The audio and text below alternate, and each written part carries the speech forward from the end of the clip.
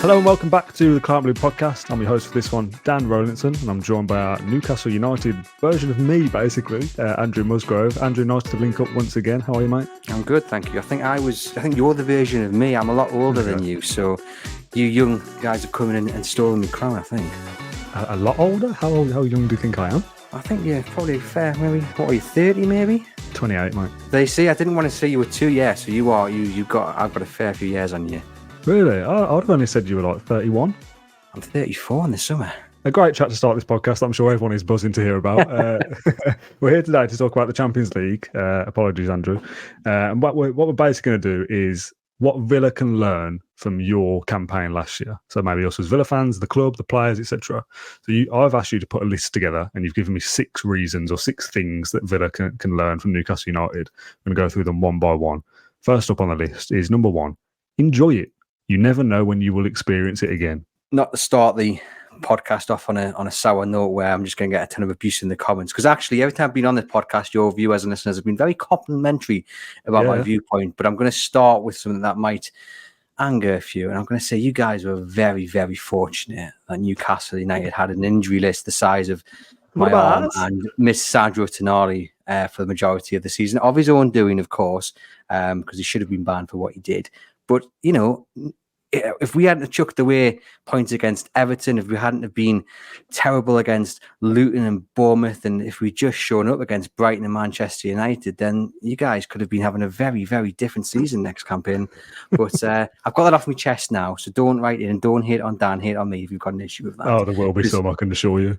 Do you know what, though? I've loved watching Aston Villa. I think you guys know that my father-in-law is a massive Aston Villa fan, so he's over the moon at the way the season's gone. And it's been lovely to see him absolutely buzzing about the Villa. Once again, thanks to Unai Emery. And I really admire the way you guys have gone about it.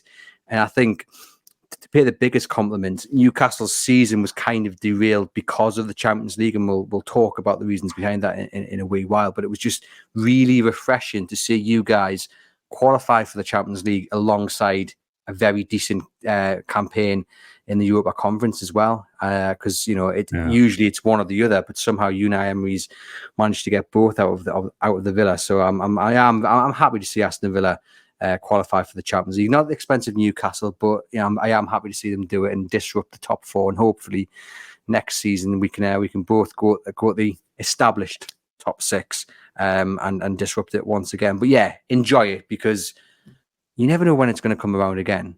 And some of the best memories of supporting Newcastle United, reporting on Newcastle United, because I'm like you, we do the podcast for Newcastle, but I'm a fan first and foremost. We're last season in the Champions League, going out of Dortmund, where there was the biggest party possible in the Dortmund town square, which was unbelievable. Beating PSG here at St James's Park, 1-4-1. That night will stay with me for a very, very long time. And you've just got to savor these moments. Don't worry about what the press are saying. Don't worry about the fact that Villa will be the underdogs pretty much in any group that they get drawn into. I mean, you'll not get as bad as a group as we did. PSG, Dortmund and AC Milan, that was the group of death. But don't worry about the outside noise. Don't worry about the fact that, let's be honest, you probably won't get through to the knockout stages. It's not a bad thing. The difference in quality is huge. It's a massive step up. But just enjoy every single game. Enjoy every single star that comes on that pitch, whether it be Mbappe or whoever. Just take in every single moment. And at the end of the day, don't worry about progress, because it probably won't happen. Well, you can tell that this is coming from somebody who's not qualified for the Champions League. It's not group stages anymore, Andrew. It's the league phase, remember? Oh, is it? It's all changed, has it? You wait for doing that usual thing. Newcastle and Villa have this kind of weird rivalry online, and more so than anything else, the sub on the time thing when we're both in the Championship together. We've said it here before, Newcastle and Villa should be friends, really. Like, we're both trying to do the same thing here. We're trying to get into the so-called top 6, top 4.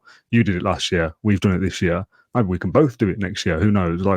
I would love it for us to always be up and around the top 6 together, really, rather than a Chelsea or a Tottenham or whatever. Like, we're on the same side here is the point I'm trying to get to. No, definitely. I think what I've seen this season, especially on social media, is that rivalry kind of die away, and people, Newcastle fans, have been very complimentary of what Villa have done, and so they should be, because any team that helps disrupt the established elite is a benefit to the likes of Newcastle or West Ham or whoever else wants to be in the mix, because you upset them, but they don't get the revenue necessarily that they would do to rebuild and what have you. So I'm all for Villa, qualifying for the Champions League. I wish Newcastle had done it again this season. They hadn't. So if I'm looking for a team to go into their place, why not Aston Villa? Okay, right. Number 2 on the list then.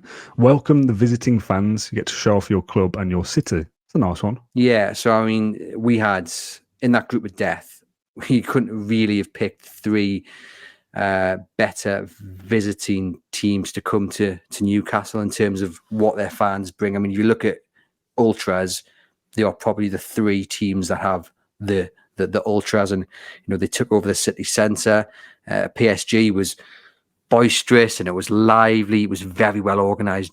Plenty of drums, music, and horns. The police did a fantastic job, and the Newcastle fans lined the streets to see what it was all about, because that is part of the Champions League experience. There's so much aside from on the pitch that makes a Champions League night, and watching these PSG fans come through the city centre by Gray's Monument, which is a big statue in the middle of Newcastle, and then there's this kind of tunnel underneath the shopping centre which leads up to St James's Park, and the police stopped them in there.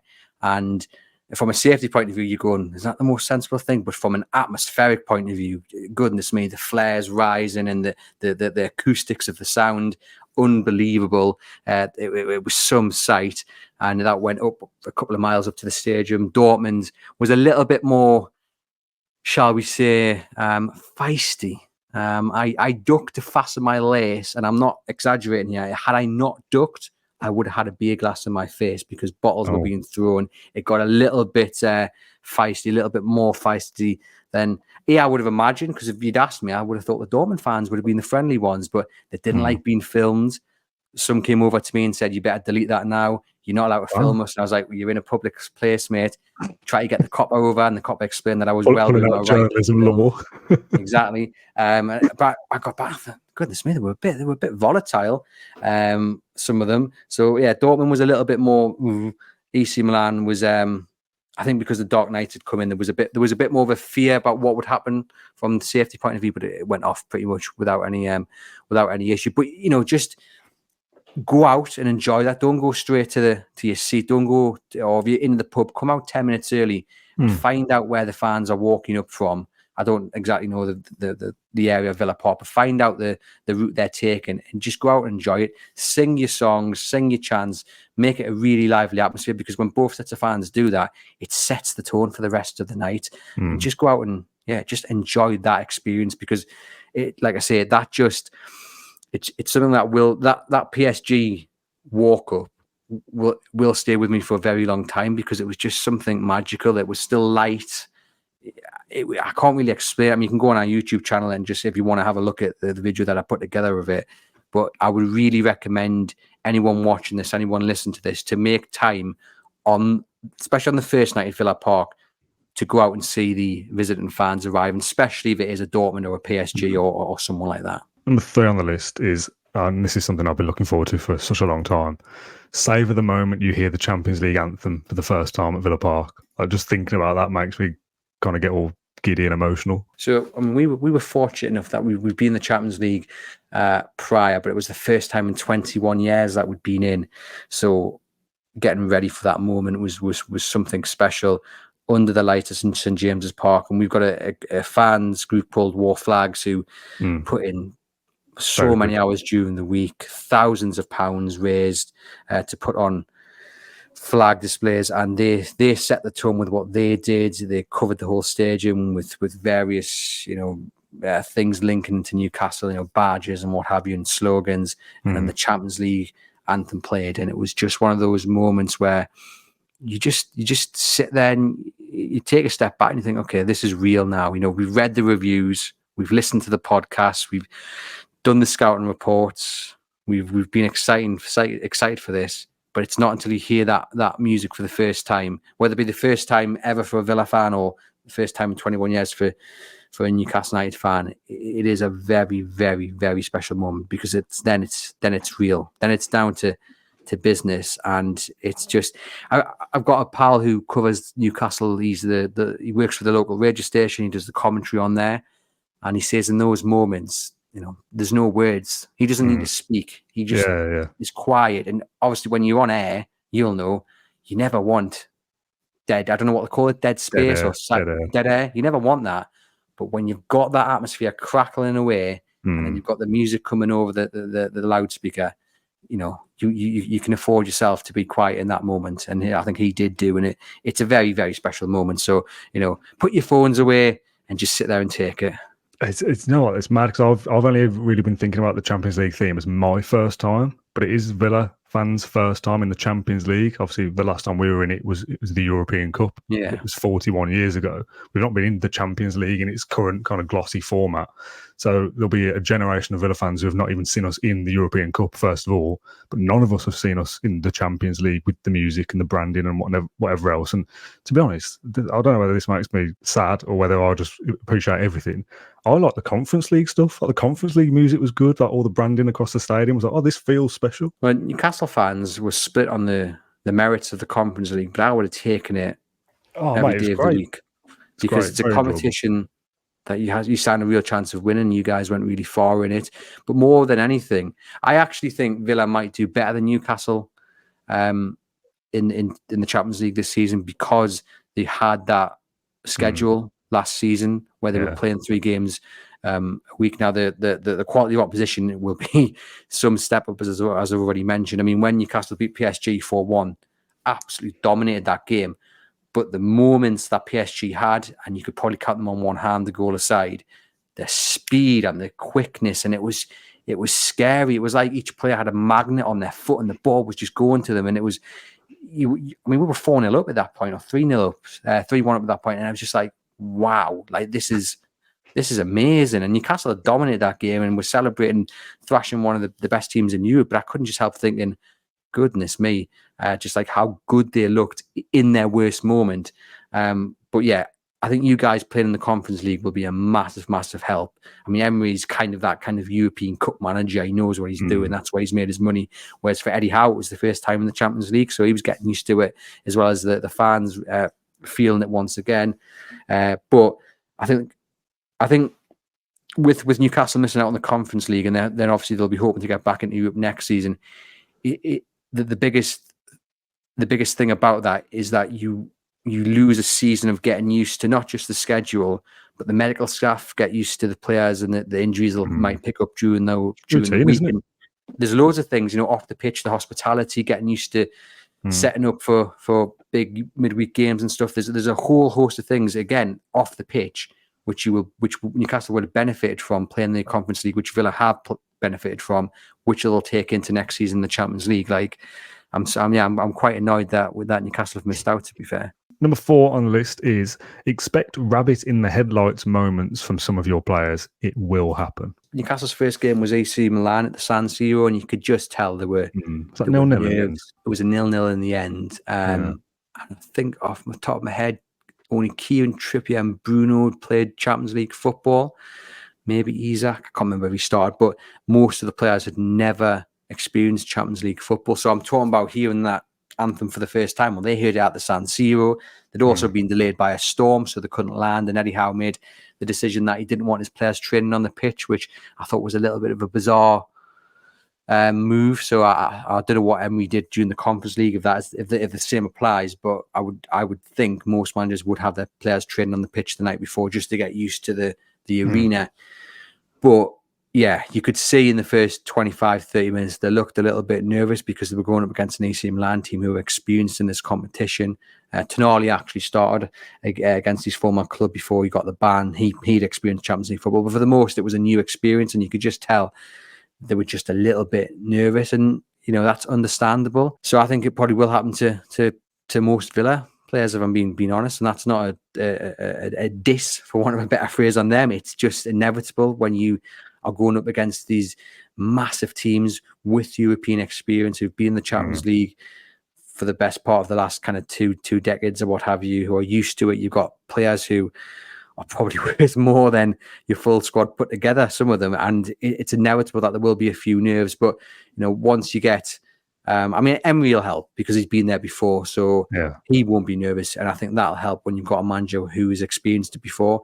But after the first 20, 25 minutes, once the players are settled, they'll be all right and they'll get used to it. And then it's just about that first home game at Villa Park where, again, I think for the first 5-10 minutes, it's all about starting well, but there will be a few moments where you go, oh, okay, like we're in the Champions League here. If you look at, Tyrone Mings, when he comes back, he's missed most of the season. He'll come back and maybe start one of these Champions League games or be featured in them at some point. And that'll be some shock to the system for him. And there'll be other young players about who can only have dreamt of playing in the Champions League. And it's inevitable that they will get a little bit shell-shocked or overawed in the first few minutes, but they'll get through it. Yeah, and this shouldn't come as a surprise to any Villa fan watching or listening to this that we may be outclassed at some point in the Champions League, for Christ's sake. We got stung in the Conference League, which is a lesser competition. We had pops on the nose there, Legia Warsaw, obviously Olympiacos in the semi-final where we looked out of our depth against lesser opposition. So it's not kind of anti-Villa to be saying, you might find the Champions League difficult, but, I would still back us to have a good crack at it. Number 5 on the list is of a similar vein, really. Prepare yourself for the step up in quality. It's scary, is the word you've used. Yeah, and it goes back to that point I made about the PSG players at St James's Park. I think they underestimated Newcastle, and this is something that Villa and their fans can really kind of copy in many ways. If you make Villa Park a ferocious place to play, which I know you guys do already, then these stars that come, and with all due respect, maybe I haven't even heard of Aston Villa, or they're not. You couldn't even point it out on a map. Where's Aston Villa? They don't know that's in Birmingham, sort of thing. They will underestimate not just the players, but they'll underestimate the arena that they're playing in. PSG did that. They were stung from the word go. Every tackle was cheered, every pass was cheered, and we ended up scoring 4 goals, 4 really good goals. And they were shocking that night. But I think it's largely because they did not expect the fire that they walked into when they did walk into St James's Park. So if Villa can do that and copy that, get the Holt hens rocking, then these multi-million pound paid stars who are worth 200 odd million, they will fall foul of believing that it's not a scary place to come.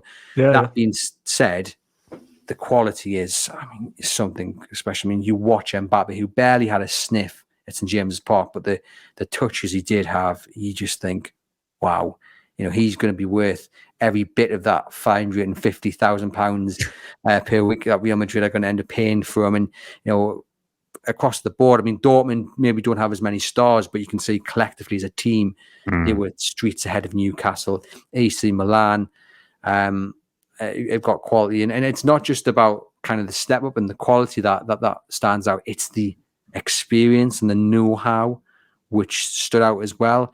At one point Newcastle were 1-0 up at St James's Park against AC Milan, so they were going to qualify for the next round.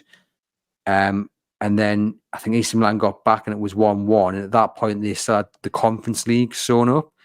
But the naivety of Newcastle, they went for it and they were opened up and they ended up losing the game. And it's and you look at teams like AC Milan, they knew exactly what they were doing in that point because they'd been there before. They were experienced in the Champions League. Dortmund had the know-how. They were streetwise.